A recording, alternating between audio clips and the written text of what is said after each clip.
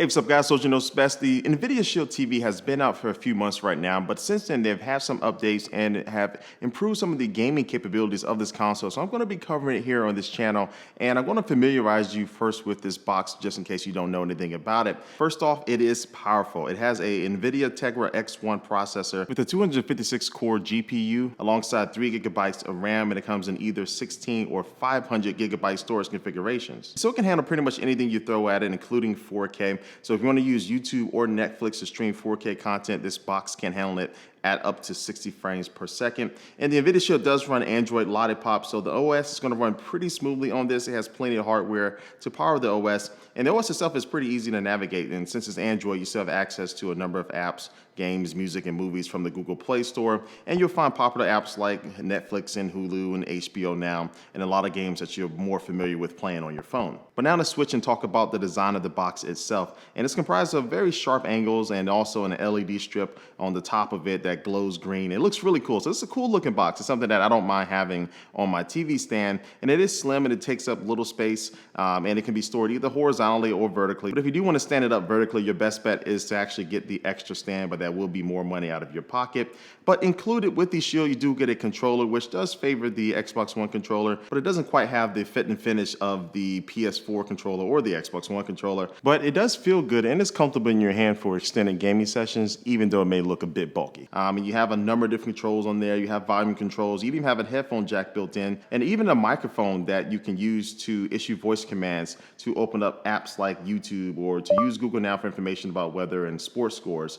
Now, the one problem that I do have with the voice commands though within the OS is that they don't work with all other third-party apps. I mean, if you're using Google apps, you should be good, but if you're inside of Netflix, you can't search for movies with your voice. So I'm really waiting for major third-party developers to incorporate voice search on all their platforms, not just the Nvidia Shield, but we just have to wait and see when that actually is going to happen. Now, besides the controller, you can use voice search with the optional remote control, which doesn't come with the box. It is more money, but it does have very nice design characteristics similar to the Nvidia Shield box itself. But again, you can use it to do voice commands, but also play certain games like racing games, and it does work very well, but I wouldn't want to use this remote control with first-person shooter games or anything like that. But if you just want to kind of have an alternate way to play certain games, simple games, instead of having to use the big controller, the remote control is a nice option. Now, as I mentioned in the beginning, you do have a new way to game with the Nvidia Shield, and that's called GeForce Now.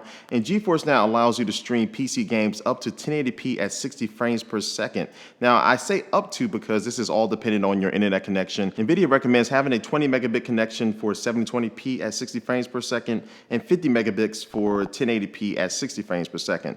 Now, don't expect a vast library of games like Steam may have, but you can find popular titles like The Witcher 3 and some older titles that you can buy and play, or you can choose from a number of titles that are included for free, like the early Batman Arkham series games, The Witcher 2, Lego Marvel, and so on and so on. And all these games are included for free with your $7.99 a month subscription that this service requires. But again, the most popular games and the newest games like The Witcher 3, you're going to actually have to buy them outright, but then you can stream them to your console. Now, what's the benefit of this? Well, basically, you don't need to own your own gaming computer or spend time or money paying for a console that may cost more than this. Eventually, I think Nvidia wants to get to the point where they can get, titles as they are released to be available on this platform. But for right now, as far as the kind of the A-list games out there that you'll find on the Xbox and PS4, the service is still lacking a good number of those. But once it gets to that point where they can get titles as they launch, I think they'll have something that will be able to rival a lot of the major players. As far as how the games perform, I quickly forgot that I was streaming these games and not playing them locally